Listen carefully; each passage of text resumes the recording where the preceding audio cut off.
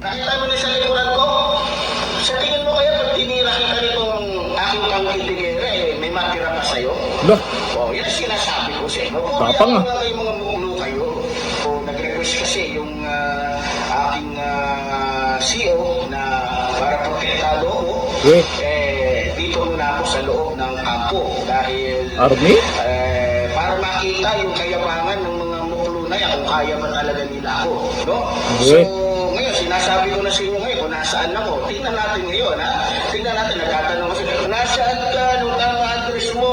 O, tingnan natin kung talaga kaya nyo. Ha?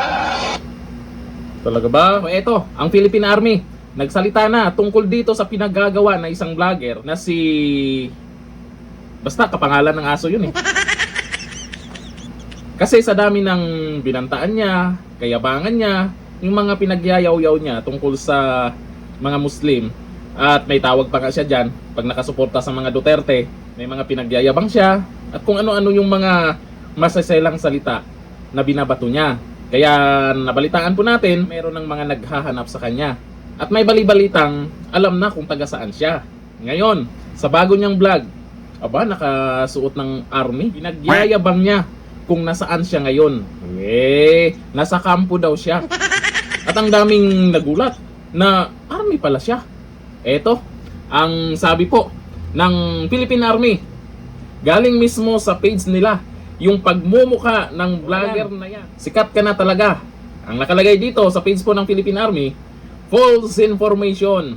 The Philippine Army warns the public of a certain individual posing as member of the Philippine Army on Facebook. Nako, sabi na nga eh. Kasi sa totoo lang, matagal na po namin kilala yan. Naging kakampi din namin yan sa pagbablog noon. Yun nga lang kasi, ngayon ay mukhang kailangan niya ng magpapansin. At hindi natin alam kung ano ang ibang dahilan, kung bakit siya bumabanat na ng ganyan. Alam naman natin na peke ang pagiging tapang-tapangan. Kasi dyan pa lang sa mga video niya, nakamas. Tapos, nagtatago kung saan. Ngayon, sinasabi, nasa kampo daw. Sabi lang niya yon para yung mga naghahanap sa kanya, hihinto na.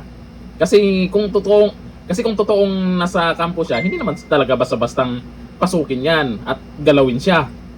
Ngayon, ang katanungan, ano kaya ang magiging aksyon ng Philippine Army? Hahayaan na lang ba siya? Ganyan na lang? Baka naman pwedeng sampulan.